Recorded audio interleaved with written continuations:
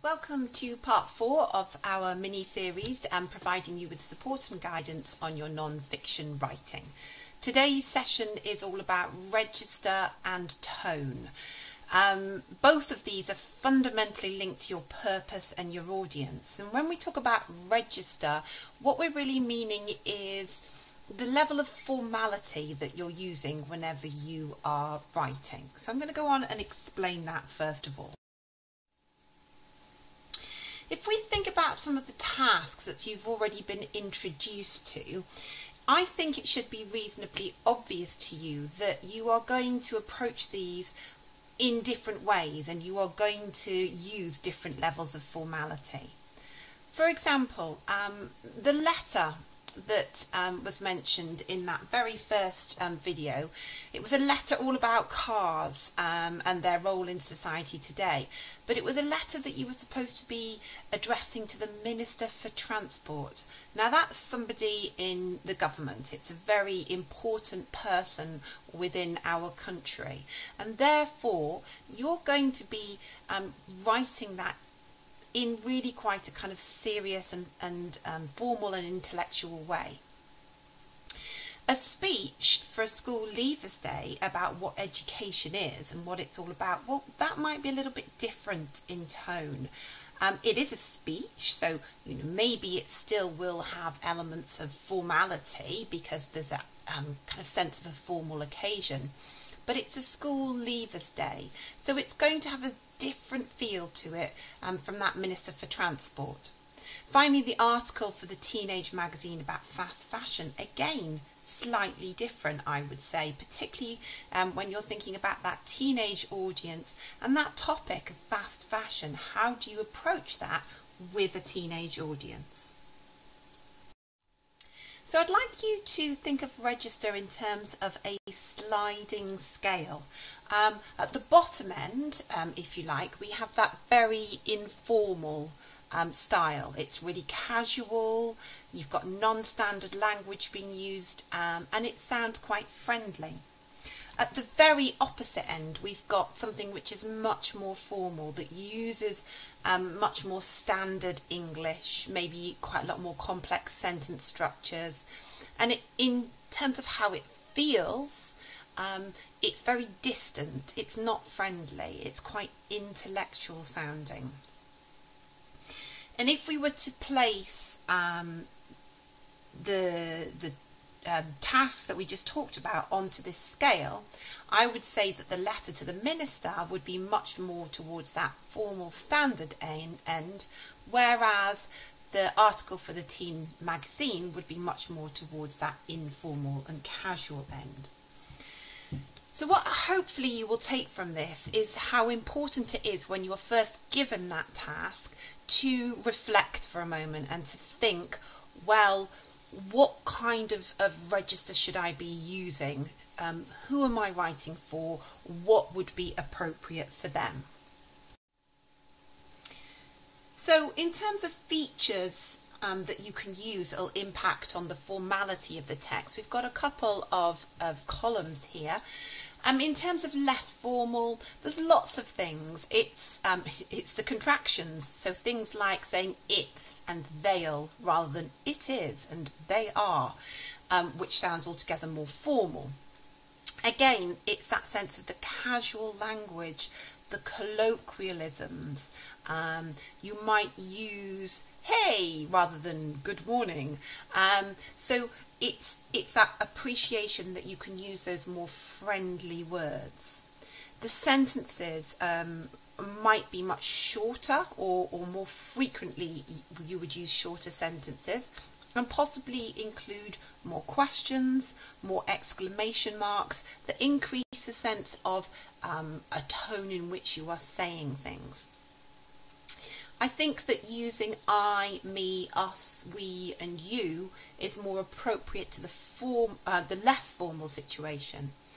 In contrast, we've got the absence of contractions in the formal. We've got much longer polysyllabic words, and that just means ones that have more than one syllable in them.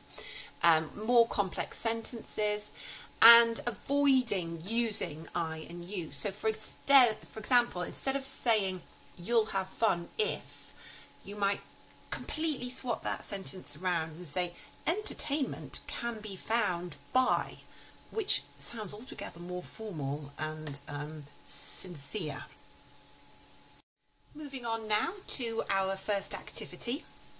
What you have in front of you is a formal extract from an article about fast fashion. And what I'd like you to do is to rewrite it so that it's more appropriate for a teenage audience, because just now it really doesn't feel right for a teenager. There are quite a few complex words. I am trying to encourage you to extend your vocabulary, so please do look up the words you don't understand so that you can consider using them later on. However, some of those words you'll probably therefore want to change if you are aiming it at that teenage audience. So I'm just going to read it out loud to you. Because the majority of young people are fully attuned to the vagaries of the fashion industry and are constantly apprising themselves of the latest trend, they lack an incentive to take care of their clothes. This means that garments are rapidly disposed of and new ones acquired. What's wrong with this fast fashion system is that the majority of items are neither recycled nor donated. Instead, they either go to landfill or get incinerated, thereby creating an even more wasteful cycle. Every link in the fast fashion chain comes with huge environmental and societal costs. Yet the way many teenagers behave, it seems they either don't appreciate this price or are simply too selfish to change. So in a moment I'd like you to pause the video and I'd like you to have a go at rewriting that so that it's more appropriate for that teenage audience. You'll be wanting to consider how you can lower the register, making it feel a little bit more friendly and something that younger people would engage with a little bit more. Okay, off you go.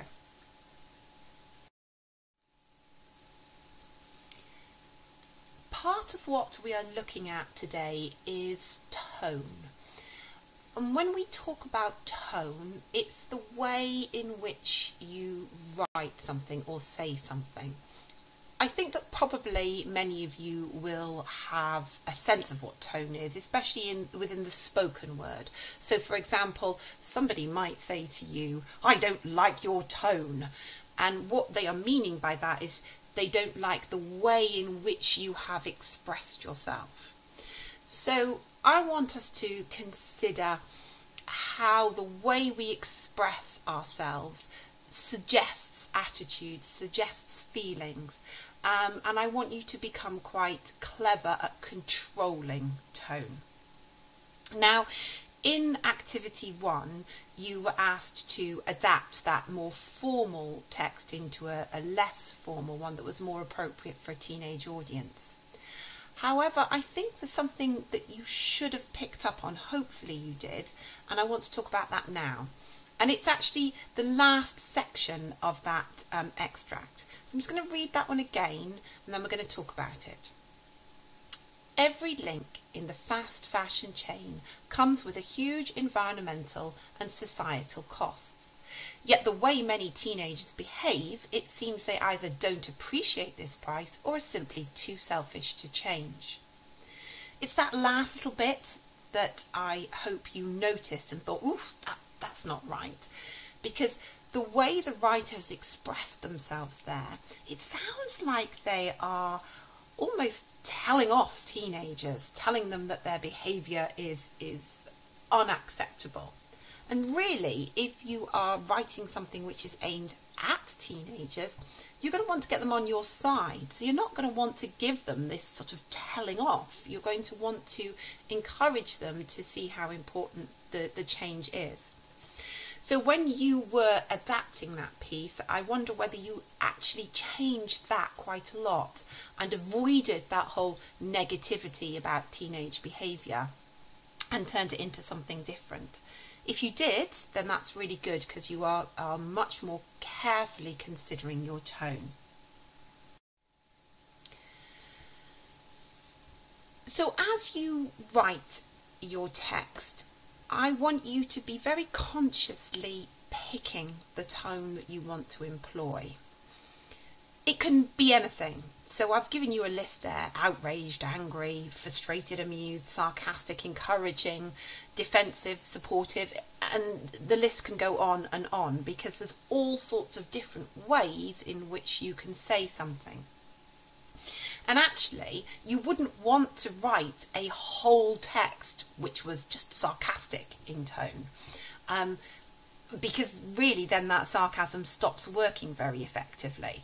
What you want to be able to do is you want to be able to adapt your tone as you go through your piece of writing. You're wanting to get your audience emotionally involved, and you want to manipulate their response. So maybe sarcasm is appropriate for part of it, but then you might shift into something which is more supportive or encouraging. You might start angry and then become hopeful. So I think it's really important that you are aware of that tone that you are using, and you are working hard to control it.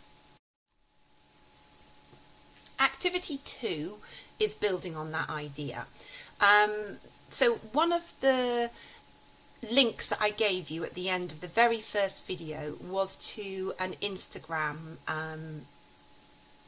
this Instagram, which is a personal story from a black person recounting an experience that they had in a supermarket.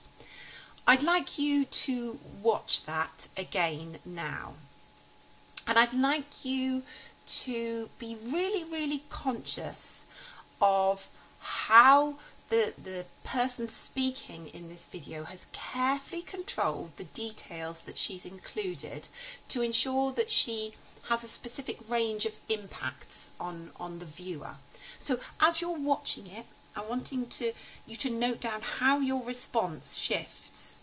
Do you start off just being a bit interested in what she has to say, and then do you become in any way angry, or do you feel sorry for her, or do you feel embarrassed? So try and write down for me how you respond to what she's telling you.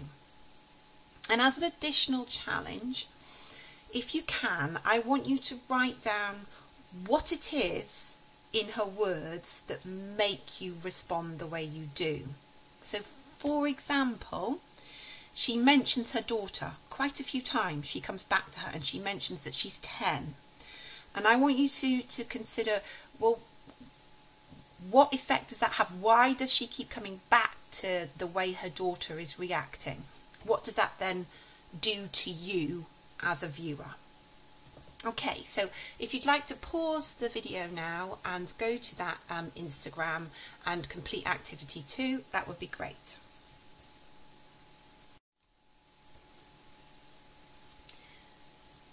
Just like to reflect for a moment on activity 2.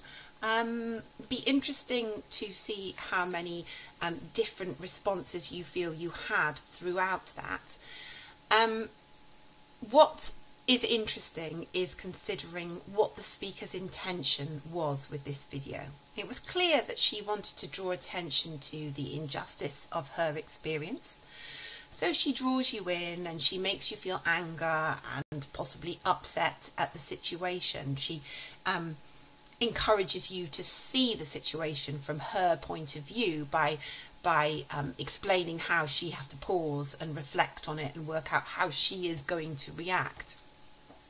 However, her main intention is a bit different.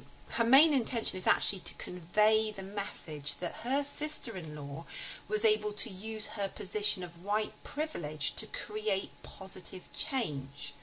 So the whole final section of that video was all about what the sister-in-law did, how she spoke up and changed that situation and made other people react to that situation. So the speaker actually repeats the word she quite a few times towards the end, showing the power of this one woman's actions.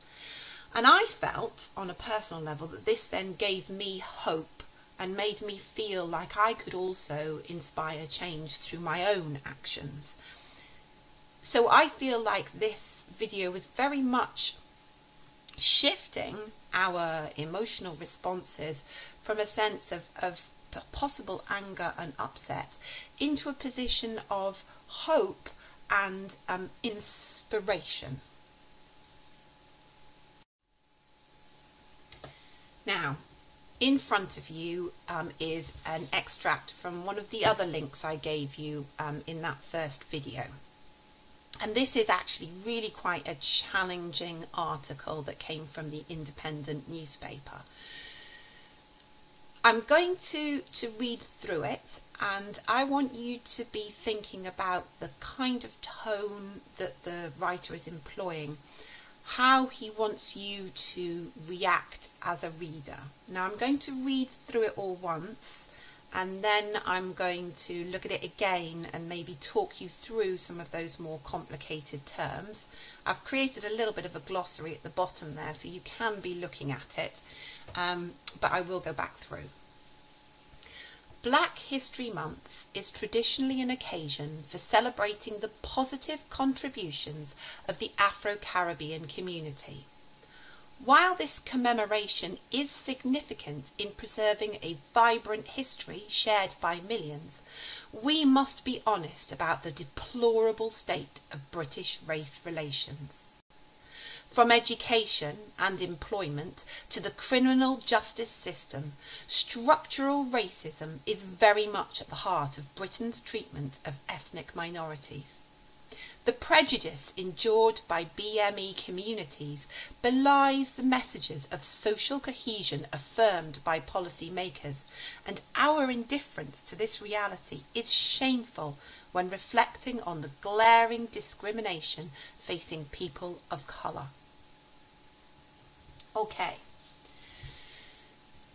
so in terms of that tone, that sort of sense of how the writer is making us feel, I'm feeling a little bit of guilt, a little bit like I'm being told off.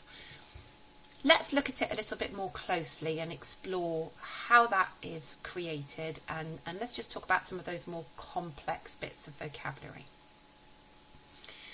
So the extract starts reasonably positively. It's talking about how Black History Month is a great opportunity to look at the positive impact of Afro-Caribbean, the Afro-Caribbean community in Britain. It talks about vibrant history. All that really is meaning is that idea of a shared history that's a wonderful, positive history that all of these many Afro-Caribbean people have brought to our multicultural nation. However, then it goes on and it changes, because it's that vibrant history is positive in tone, but then it immediately shifts and says we must be honest about the deplorable state of British race relations. Deplorable means disgraceful, terrible. So it's shifting from saying wonderful, vibrant history to actually in this country we have a whole lot of terrible racism. It then goes on to talk about what it calls structural racism.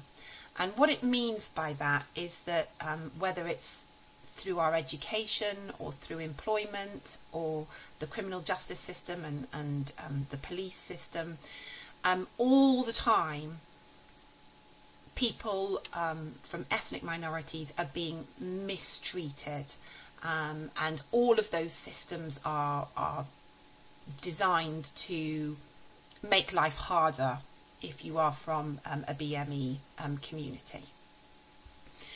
So it keeps it clear that this is wrong because it uses words like endured, the prejudice endured by BME communities. So that makes it clear that it's something really bad, because if you endure something, it suggests you are suffering. So let's just look at that whole sentence. The prejudice endured by BME communities belies the message of social cohesion affirmed by policymakers. So what that means is that all our policymakers, so our politicians and people who make laws, etc., are making out, they're pretending that our community is really successful and that everybody is working really well together. But actually, that's not true. And if we look at the prejudice, we know that's not true. And then at the very end, it says, our indifference to this reality is shameful when reflecting on the glaring discrimination facing people of colour. So the writer is ending there by saying we should be feeling bad because we don't seem to care enough about the horrible unfairness that there is within our society.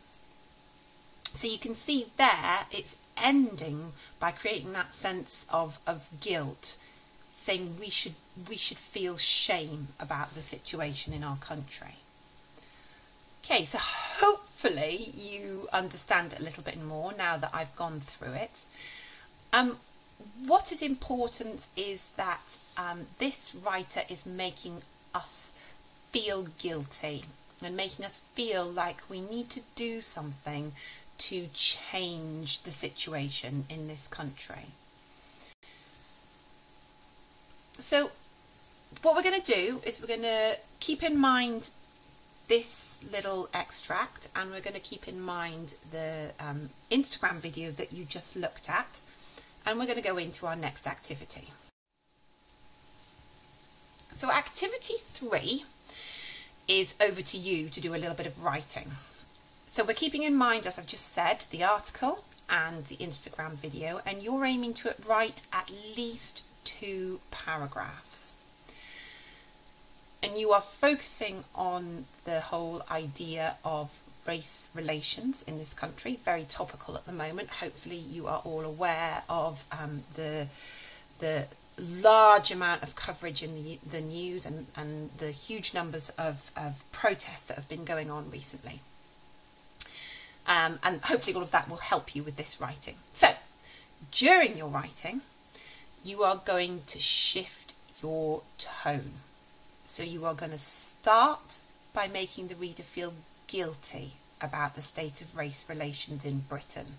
So you could use the article to help you create that sense of guilt.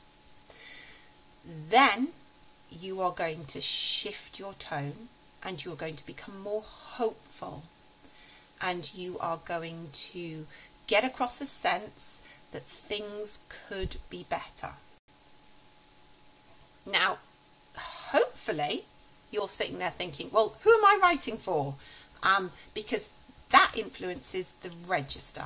So I'm going to leave that open to you. I'm actually going to let you choose whether you want to go for a more formal, high register, keeping your writing very serious and intellectual sounding, so maybe a bit more like the article, or if you're going to go for a more informal, lower register, making your tone a little bit more approachable, a little bit more casual.